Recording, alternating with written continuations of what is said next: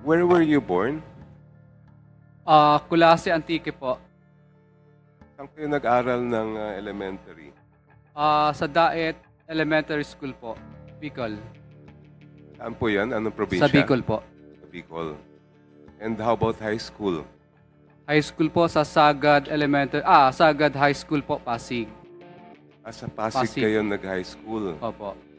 So how long have you been residing in Pasig?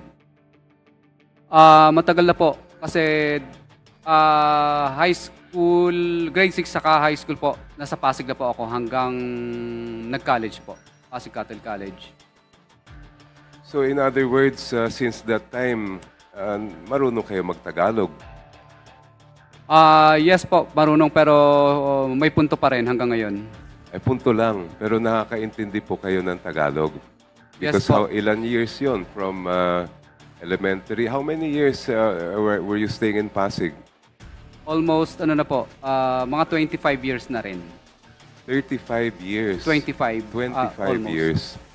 So yung nabanggit nyo kanina na Bisaya kayo, hindi nyo naintindihan yung Tagalog, ay 25 years na po kayo andito. Your Honor, paulit lang po. How would you respond to the question that you claimed earlier you could not understand a phrase in your statement, yung affidavit ninyo, dahil po Bisaya kayo? Samantalang inaamin nyo ngayon 25 years na kayong nakatira dito sa Pasig. Your Honor, yung salita po kasi kanina na doon lang po ako naguluhan kasi yung ilan po, doon po ako naguluhan.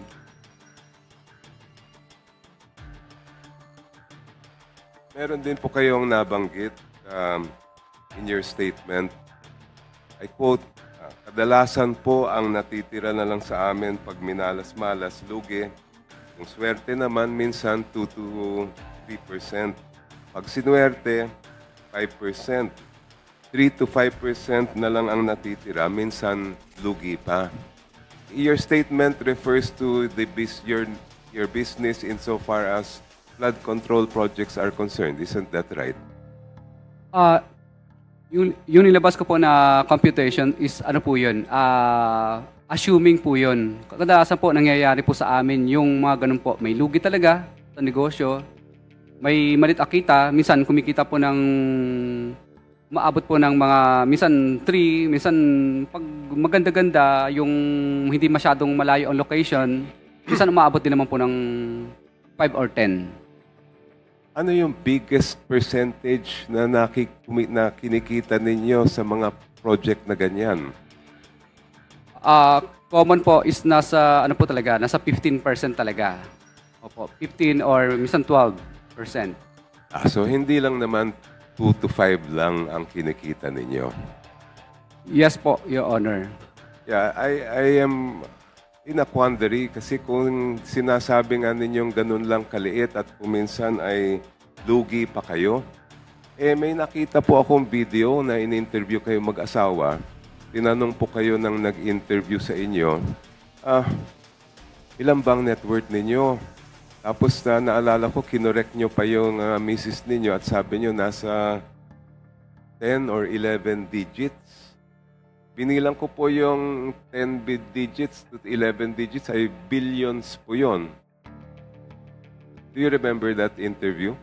Yes, Your Honor. Kaya lang, pinalabas pa rin nila kahit kinorek ko po yung misis ko. Ano yung kinorek? Ano yung sinabi mo number? Kasi hindi naman po ganun kalaki talaga. Ano sinabi ng misis ninyo? Kaya lang, pinilay pa rin po ng, ng show po. Pinilay pa rin po. Pero, please answer my question, sir. What was the answer of your wife when she was asked how much is your net worth? Parang nagkamali po siya. Parang... Hindi. Ang tanong ko lang, ano po ang sinagot ng asawa ninyo? I'm not asking kung sinasabi mali o hindi. Hindi na po siya sumagot kasi syempre po baka po mapahiya din siya sa show. At ano daw yung sinabi niyo? Sinabi ko hindi naman ganyan kalaki. You're telling us that neither you nor your wife ever said the number 10 or 11 digits ang inyong net worth? Yung profit po ba yan o yung kabuuan? Yung ari-arian po ninyo. Yes, umaabot naman po kung isasama po yung iba pang properties. So umaabot sa, ano yung billions po? Ano po, kasama po yung ano doon, yung properties po. Yes, billions po yun in pesos.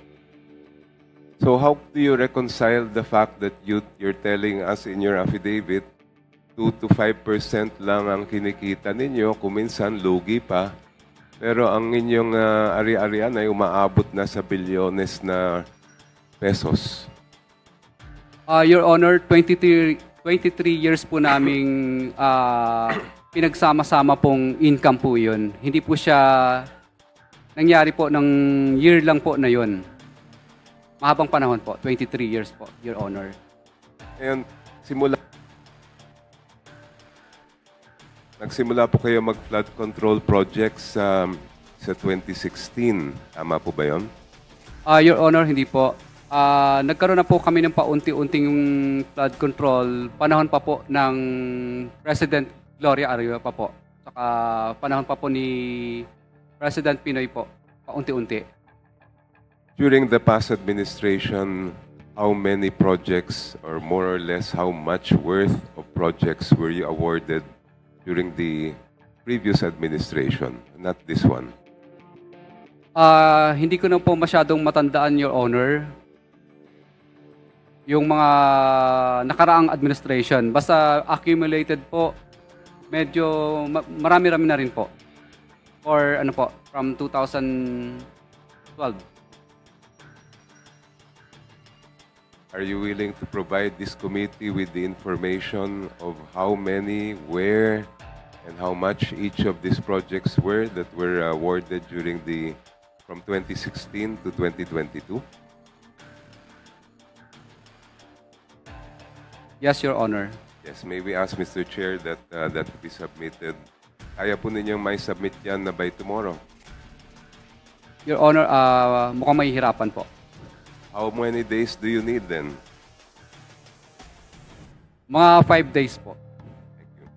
Just one more, if I may, Mr. Chair. Mr. Chair, may I be recognized for just one, just related to the question of Congressman Jokno? Wait, can he finish na lang po? I think you're almost done, ano? Congressman Jokno. Well, I have no more questions of Mr. Diskaya. I just have 1 or 2 questions of Mr. Lubiano, if I may. But perhaps if the Congressman Abante Last would question like na po to... siguro, Congressman Jokno. Mr. Lubiano po, nandito po ba siya? 2 things. Just 2 things, Mr. Chair. Sige po. Una, diniscuss po ni Congressman Jokno that Diskaya is only involved sa flood control. When Mr. Diskaya is not only involved in the flood control projects, but in many projects since the time of President Arroyo. Am I right, Mr. Diskaya? Yes po, Your Honor. Let me ask you, how many projects?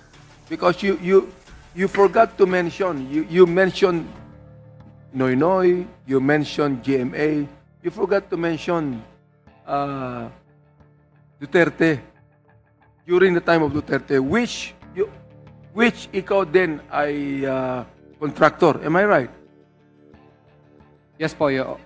So how many projects did you do? Not only flood control projects, ha? How many projects did you do during the time of the previous administration and how many years? Your Honor, okay lang po ba? I-calculate ko po yung mga documents po nung list ng mga projects. Hindi ko po masyadong ma-identify sa ngayon lahat. Sige po, we will confront you with the documents in due time. Thank you. Mr. Chair, you could be able to produce to us and give to us the documents, but we just would like to find out, by estimate, how many projects, because we have been talking about, we are only focused on 2022. We would like to find out, Mr. Diskaya has admitted Mr. Chair, that he has been a contractor since the time of President Arroyo, President Noynoy Aquino, and of course, the former administration.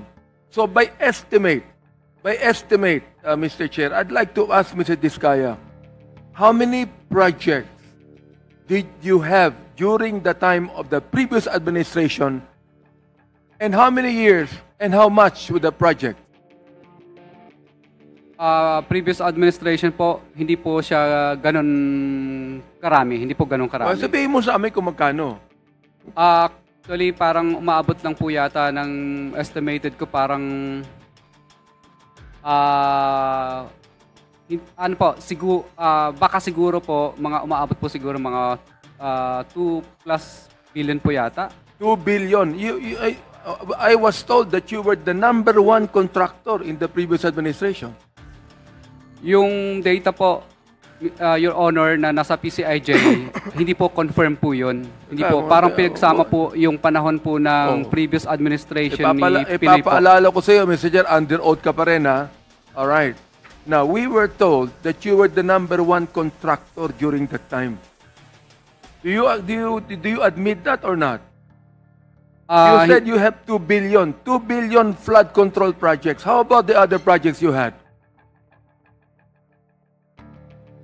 Your Honor, basta accumulation po. Kaya po naging #1 po nung panahon na yon, accumulation po yun nung mga yung mga ano po, previous administration po ng Well, you better Pinoy submit Hindi to yan us. totoo. Hindi yan totoo.